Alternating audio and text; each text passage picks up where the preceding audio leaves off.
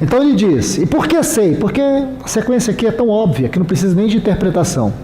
E acontecerá nos últimos dias. Então o que vai acontecer nos últimos dias? Que derramarei do meu espírito sobre toda a carne.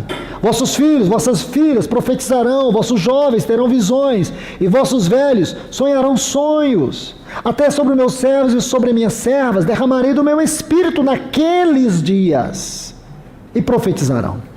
Por que tanta ênfase aqui profecia? Profecia aqui na Bíblia, no Novo Testamento, sempre tem a ver com o caráter do ministério da palavra. Aí ele diz, versículo 19, preste atenção, mostrarei, olha a prova, irmãos, que isso tem a ver com os últimos dias.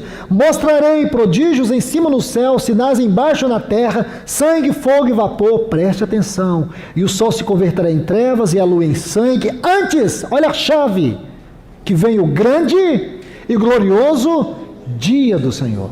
Preste atenção, irmãos. Isso aqui é um parênteses importantíssimo. E por que chamo tanta atenção dos irmãos para isso? Porque quando nós estamos interpretando a Bíblia de maneira muito clara, a gente precisa ter o temor, a reverência, como Moisés teve de tirar a sandália dos seus pés. É tão claro que Deus está dizendo que precisamos ser extremamente cuidadosos. Irmãos, o Espírito Santo tem sua didática na inspiração da Bíblia. E você vai ver que em vários lugares, desde Isaías, capítulo 2, o versículo 12, até 1 Pedro, capítulo 3, versículo 10, se você estudar, você vai ver, desde Isaías 2,12 até 1 Pedro 3,10, você vai encontrar vários textos onde ocorre essa frase, dia do Senhor. Se você quiser anotar, eu vou te passar os textos agora rapidamente. Vamos lá. Isaías, capítulo 2, e o versículo 12. Depois, capítulo 13, versículos 6 e 9. Jeremias, capítulo 46, versículo 10. Livro do profeta Ezequiel, capítulo 30, e o versículo 3. Depois, livro do profeta Joel, capítulo 1, versículo 15. Capítulo 2, versículo 1, versículo 11. Capítulo 3, versículo 14. Amós, capítulo 5, versículo 18 e também o versículo 20. Obadias, capítulo 1 e o versículo 15. Sofonias, capítulo 1 e o versículo 7. Livro do profeta Zacarias. Aqui você vai anotar Zacarias, capítulo 14 e o versículo 1. Depois, 1 Tessalonicenses, capítulo 5 e o versículo 2. 2 Tessalonicenses, capítulo 2 e o versículo 2. E 2 Pedro, capítulo 3 e o versículo 10. Em todos esses textos, vocês encontrarão a frase dia do Senhor.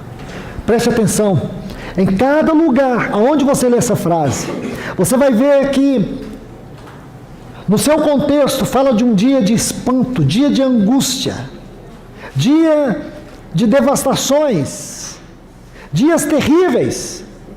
Todos os textos que fazem referência a esse grande dia, o dia do Senhor, vai falar justamente disso. E nós podemos dizer que esta frase, o dia do Senhor, ela compreende, preste atenção, ela compreende tudo aquilo que se encontra nos capítulos 8 e 9 do livro de Apocalipse, onde faz referência às 6 primeiras trombetas. É o juízo das nações. Aquilo que nós conhecemos como tempo da grande tribulação, que compreende a grande tribulação. Então, irmãos, sejam bíblicos. Isso não tem nada a ver conosco. Eu sei que alguns irmãos, quando leem isso, eles leem assim, querendo ler, ou preferem nem ler mesmo. Pensam, meu Deus, eles não querem ter contato com isso. Mas você não precisa ficar com medo, porque Deus não vai julgar a sua igreja.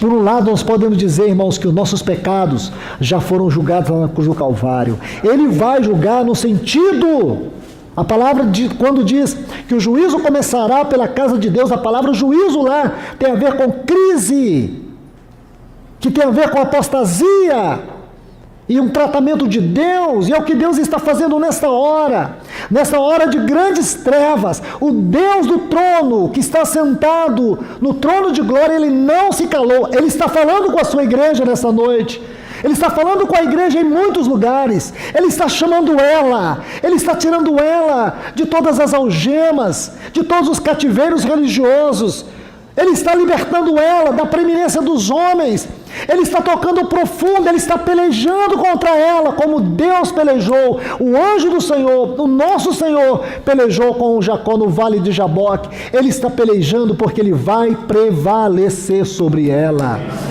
E essa igreja, irmãos, ela vai se levantar, porque o Senhor está visitando o seu povo de uma maneira especial nesse tempo. Há um povo que vai ouvir, há um povo que vai reagir, há um povo que vai se levantar, há um povo que vai discernir esse tempo, há um povo que vai se voltar para a palavra, e vai ter visões, vai ter revelações, como diz o profeta Joel, como ratificou Pedro. Isso, irmãos, faz parte daquilo que Deus está fazendo nesse tempo. Então, meus irmãos, olhe para isso, é uma profecia, e essa profecia se refere a esse tempo. Nós, a igreja do Senhor, nós não sofreremos nada com relação ao dia do Senhor, por mais terríveis que sejam esses dias, por mais duro que seja viver esses dias. Sabe por quê, irmãos? Porque a palavra vai nos mostrar com muita propriedade. Quando Deus tirou o povo de Israel do Egito, você se lembra? Diz que caiu granizo sobre todo o Egito, mas nenhum grão de pedra caiu aonde estava o povo de Deus. Houve treva sobre a face da terra, sobre o Egito, aliás, onde a Bíblia faz menção. Deus julgou o Egito, mas havia luz aonde estava o povo de Deus.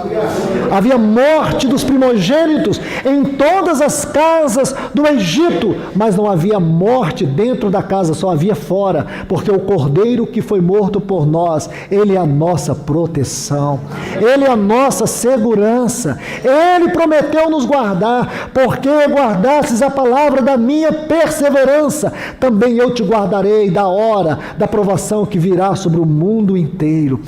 Ele prometeu nos guardar, irmãos, então nós não temos que temer. Respeito cada irmão que diz que a igreja não vai passar pela grande tribulação. Então, amém. Se você crê que a igreja não vai passar pela grande tribulação, você está atrasado, você não preparou suas malas, já deveria estar muito tempo preparado, irmãos. Se você acha que a igreja não vai passar pela grande tribulação, amém. Se agarre nisso. Seja fiel ao que você crê, mas se prepare. Porque se não vai, ou se vai, o importante é se nós vamos. Se nós estamos preparados. Ok? Então, se você crê que a igreja não vai, metade dos textos de Apocalipse não diz respeito a você, e muitas promessas também não. E amém. Siga em paz, a gente se encontra lá na glória, irmãos. Mas o que eu vejo é que a Bíblia fala de uma igreja, que ela estará aqui na terra. Apocalipse capítulo 8, diz que essa igreja vai orar, e essa oração vai subir como incenso, e ela vai se encontrar com a oração do nosso Senhor, formando uma só oração, e ela vai tocar o trono. Quando ela tocar o trono, as trombetas soarão, irmãos. Deus não fará nada nessa terra sem usar os seus instrumentos, os seus profetas. E é importante, irmãos, nós estarmos aqui, assim como foi importante, irmãos, quando Deus, através daqueles espias, pôde encontrar Raabe. Sabe o que aconteceu? Ela sabia do que Deus ia fazer, e ela pediu que eles tivessem clemência e misericórdia pela casa dela. Sabe o que eles falaram? Coloque uma fita vermelha na janela da sua casa. Sabe onde a Raabe morava? Em cima das muralhas de Jericó. A Bíblia diz que toda a muralha de Jericó caiu. Irmãos, alto lá, aonde estava a casa de Raabe não caiu, a casinha dela ficou lá em cima da muralha, lá, com a fita de escarlate para fora, e ainda lotada de gente, irmãos. Quando Deus trouxer juízo nessa terra, você vai ver as pessoas correrem para a sua casa. Sabe o que diz lá em Eclesiastes capítulo 11? Lança o teu pão sobre as águas, depois de muitos dias o acharás. Sabe aquele filho desviado, sabe aquele marido desviado, sabe aqueles parentes que nunca acreditou naquilo que você creu? Eles vão saber aonde eles vão encontrar refúgio, dentro da sua casa. É lá na sua casa. 1000 cairão à direita, 10.000 à tua esquerda, ou seja lá o que for, mas você não será atingido. Sabe por quê, irmãos? Porque nesse tempo a igreja estará experimentando o maior avivamento de toda a história.